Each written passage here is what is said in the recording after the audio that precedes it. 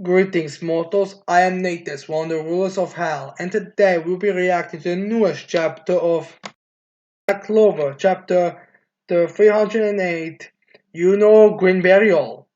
Supposed to see our Yuno chapter after we're ending that last chapter with Finral, but oh well, I guess we're not gonna have the Black Wolves coming to save the day, or at least be the ones who do the most amount of damage for the third time in a row. Well, no, fourth time in a row. So yeah, I guess we should be excited finally. Euro chapter, that's exactly what we need. So, anyways, we start the last chapter off where we last left it off with Langris and Finral's faces looking as confident as ever. You know, how come the villains when they have extremely confident faces, they are always seen as arrogant idiots or whatever like that, like Dante Vonica. Yet whenever the heroes have it, they are never called overly confident or something. I think it's always like bare minimum, honestly. And then we have Final thinking, Langris won't last through a long battle. We'll settle this fast. Again, fast. And then we have Finral and Langris teleporting all over the place as Xenon sends his bones around. Which, you would think that someone like Xenon would start sending a little bit more bones than just these small, like, little whips, honestly. And then we have Xena be like, I know how fast he teleports now, and when he does it, what they're after as well. When they come to sell this, I'll end them. Where is that face? And then we have them dodge as he sends more. It's like, it feels like then like we'll get in close inside his mon zone so we can attack. Then they appear behind Xenon. Then Xenon seems to have a bit more like a seems to like take a bit more of a notice or a bit more of a shock or something. I'm not sure. It's kind of hard to tell with Xenon. Actually, Xenon does seem to be like, what? So I guess Xenon wasn't actually understanding it. And then we have Finn will be like, I used mana method to boost our speed. Oh, runes. We finally get to see some runes from Finral. And then we have Ingress going for a show. He's like, language magic gouges through space itself. No matter how powerful they are, your defenses won't mean a thing. As language strikes right through Xenon, cutting right through his heart, his hole, and everything. So I guess this is over, huh? I guess you're lost. Well, it's kind of anticlimactic, but yeah. Anyways, then we see Yuno on the ground, regain consciousness in a room with a bunch of grimoires. As he starts to think to himself, how many seconds, no, how many minutes was I out? As he starts to gain consciousness, he's like, ugh. As he's like, where's Xenon?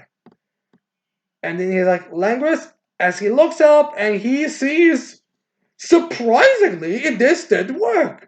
Because we see Xenon looming over Finral and Langris with Finral going through one of his cords as Langris on the ground with again the bare minimum. Seriously, what? Then like Xenon, seriously, how the heck is Xenon the stronger he gets, the less and less he seems to actually use these whips? First, an overwhelming number of bones, and now just whips. Remind me again why he's the most competent Dark Tribe member? And then we have Xenon be like, even spatial magic that erases everything couldn't destroy the devil's heart.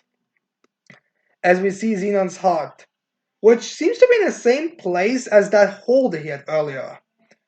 Huh, interesting.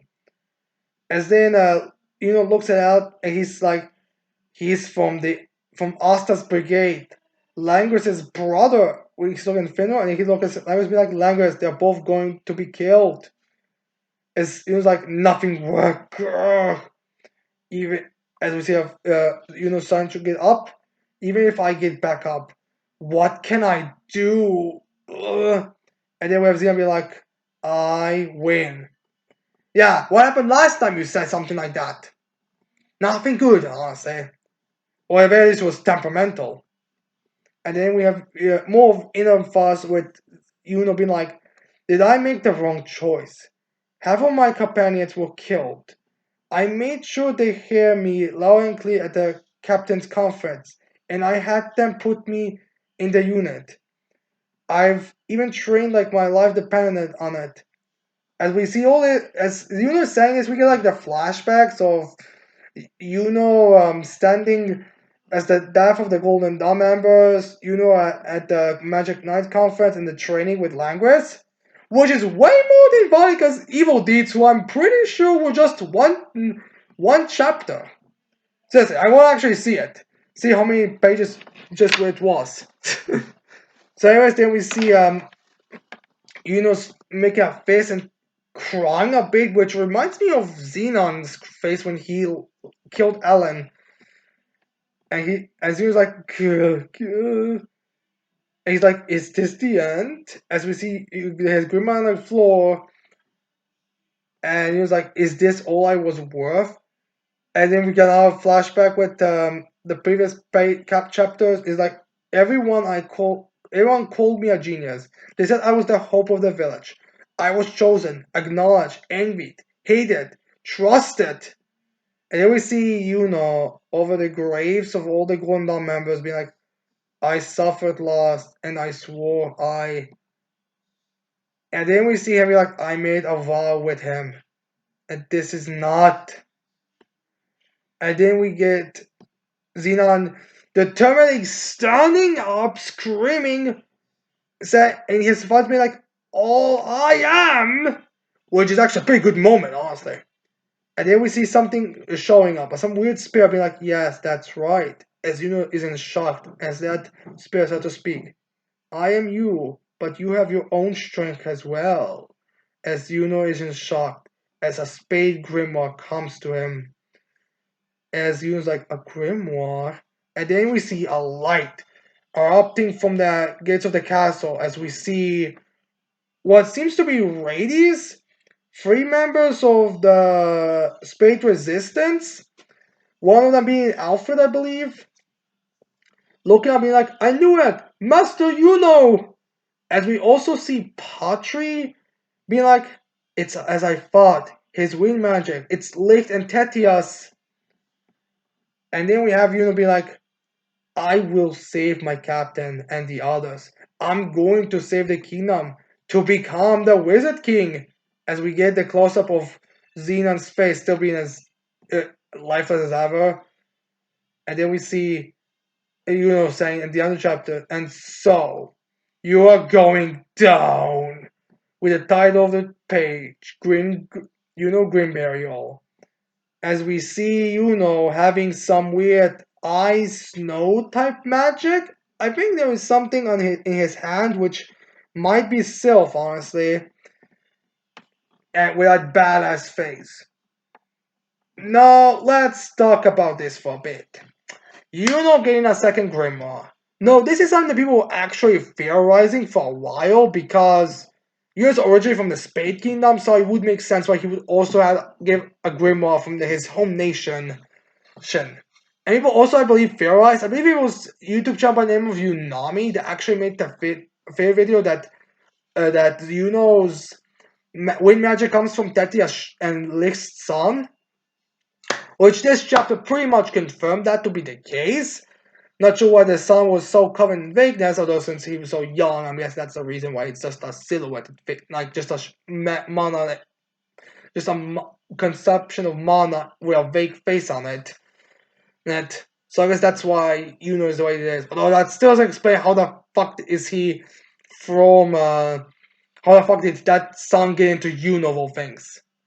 Maybe it's like the magic stone type of thing, maybe that's the reason why? I'm not sure, it's probably gonna lead into it. In fact, oh no, this magic stone is still there. I thought maybe it had something to do like this magic stone was removed or something. And since conveniently enough, was actually the grimoire room was like right next to or very close to the throne room, it seems, where Xenon was. It seems that happened. So yeah. Now, this chapter, all in all, is pretty good, although, here are the things about it. I like what Yuno is doing, although I'm not sure how this really calls for Yuno defeating Xenon now. Like, I don't see how getting a second grimoire, getting snow magic in it, or ice magic, is gonna do much. Like, snow and ice magic mages are one of the weakest mages in the series. Like, I'm not saying it's a weak magic type, But it's not like anyone all that powerful has it. Like the vice captain of the Purple Orcas got completely demolished by Zerx. Well, by Zora. Mariala, well, wasn't Mariala that assassin chick who is Fanzel's second daughter? That's what Fanzel one. She has ice magic, but she just uses small blades, and she's not all that powerful. And everyone else just has it because it's a simple magic type that you easily can draw and pick. So again, I'm not exactly sure on why that would be like the power boost that's gonna ultimately defeat Demon Devil Heart Xena. I just don't feel like it should by any means. It's kind of like how I wouldn't. It's kind of like one of those things where it just doesn't work for me. I'm hoping it's not the case. I'm hoping since Patrick was shown, he's gonna like immediately skip to it. Like immediately go, or I'm gonna hit immediately to that direction, which you'd think he would since he was in that general facility. So I'm hoping that will lead to something. But again, you have to be concerned. I mean, although considering this point, I feel like the Magical Battle should be over at this point.